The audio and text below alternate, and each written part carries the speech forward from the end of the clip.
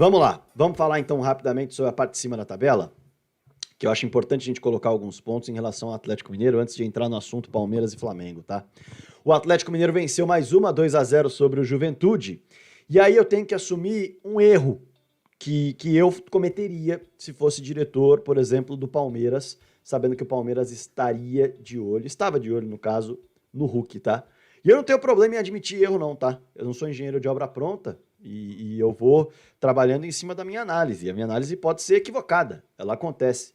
E eu erraria sobre o Hulk.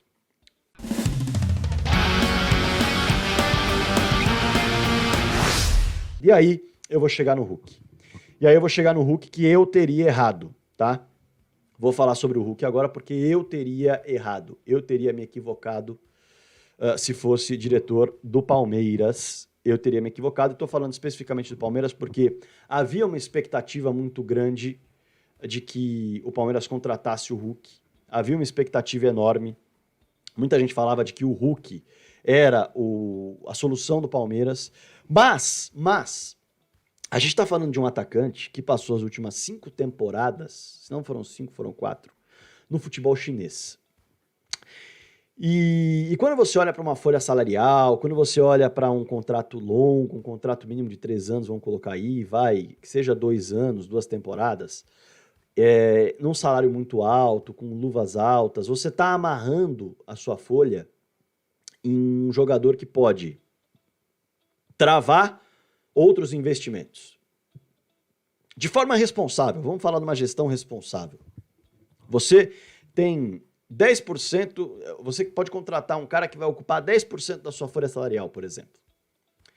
E aí esse cara ele vai prender 10% da sua folha salarial nos próximos 2, 3 anos. Se esse cara não der certo, você está preso, porque você não vai conseguir negociá-lo, você não vai conseguir emprestá-lo. Se emprestá-lo, vai pagar a maior parte do salário, que é o caso do Lucas Lima, por exemplo. E aí a comparação é em termos de negócio, não em termos de jogador. É em termos de assinar um contrato, não em termos de qualidade técnica. E aí o Hulk, vamos lá, ele viria da China ao Palmeiras depois de 5 temporadas. E veja só, eu trouxe até as anotações dos números do Hulk nas últimas temporadas. E eu não vou falar de números de gols e assistências não, porque ninguém duvida da qualidade técnica do Hulk. Ninguém duvidava que o Hulk chegaria aqui e sobraria em termos técnicos. É um jogador de altíssimo nível. A questão era a parte física.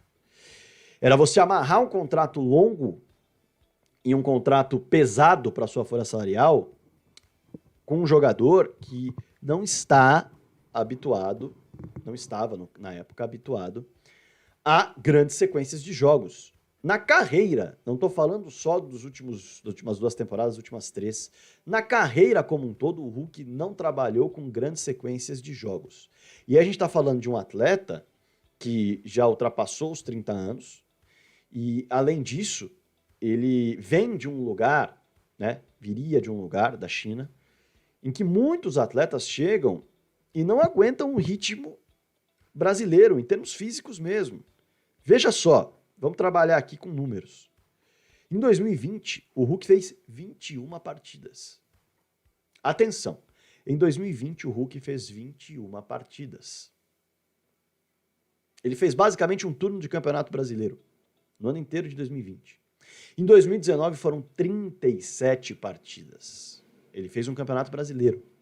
Tá? Como se ele tivesse jogado no Campeonato Brasileiro sem disputar mais nada, sem disputar estadual, sem disputar a Copa do Brasil, sem disputar uma competição internacional. Foi isso que ele fez no ano de 2019. No ano de 2018, 35 jogos. Basicamente a mesma coisa. Esquece tudo que envolve o calendário brasileiro, pensa só no Campeonato Brasileiro e ele jogou um Campeonato Brasileiro. Com algumas suspensões. Vamos brincar assim. Em 2017, a gente está falando aí de 4 temporadas para trás, ele fez 44 jogos. Aí você está falando de um Campeonato Brasileiro e mais alguns joguinhos. Um clube brasileiro como o Atlético Mineiro ou como o Palmeiras, vamos lembrar, trabalha com uma média de 80 partidas ao fim de uma temporada. 75 partidas, 80 ao fim de uma temporada. Veja só o número gigantesco. E a gente está falando de um jogador que 18, 19, 20, se você pegar, ele não passou de 37 jogos. o risco era muito grande. A gente tem inúmeros exemplos de atletas que não aguentaram a pancada quando voltaram da China. Diego Tardelli foi um deles. Ricardo Goulart foi outro. Jadson teve enorme dificuldade de adaptação. Alexandre Pato, a mesma coisa. Vamos lá, vamos puxar pela memória. Quem mais? Hernanes, no São Paulo. São vários exemplos. Claro que você tem os exemplos, por exemplo, o Gil, que funcionou, o Renato Augusto, que está funcionando. Você tem alguns exemplos, mas é arriscado. Os valores que você coloca são arriscados. Eu não teria feito o negócio e teria errado. Admito com tranquilidade, eu teria errado. Claro, eu não tenho as ferramentas que um clube tem para olhar questões físicas, os exames, para solicitar algumas questões dos outros clubes em relação à preparação física, que o jogador apresentou, histórico de lesão, histórico de jogador ser poupado, essas coisas que os clubes conseguem buscar mais a fundo com softwares, com comunicação com o clube anterior e tudo mais. Isso aí eu não tenho. Eu estou falando do que eu tenho como informação, o meu acesso. E a experiência que os clubes brasileiros costumeiramente têm. Eu teria errado.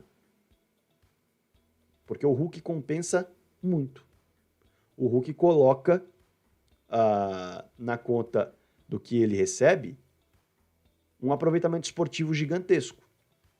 O Hulk fez 62 jogos nessa temporada. A última vez que ele tinha feito um número tão alto foi 53 jogos na temporada, em 2010 pelo Porto. Em 2010 pelo Porto. Gente, o que o Hulk está fazendo é uma grandeza. Em 62 jogos, o Hulk colocou na conta, atenção, 29 gols e 13 assistências. 29 gols e 13 assistências. É mole? Ele tem 35 anos de idade. Muita gente imaginava que não rolaria. Eu imaginava que não rolaria, que ele não faria isso. Minha concepção. E tá aí o Hulk fazendo o que fez de forma espetacular. Parabéns ao Hulk e sucesso ao atacante.